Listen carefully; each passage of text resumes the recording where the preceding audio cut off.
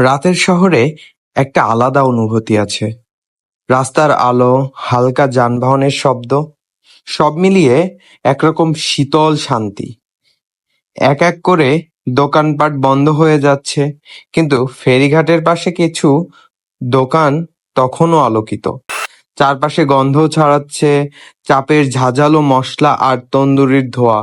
গন্তব্য একদম কাছে। এই যে এসে গেছি ফারুক ভাইয়ের চাপের দোকানে। তাকে দেখলেই বোঝা যায় অভিজ্ঞ হাতে তৈরি হচ্ছে এই চাপ আর পরোটা। অসাধারণ জুটি।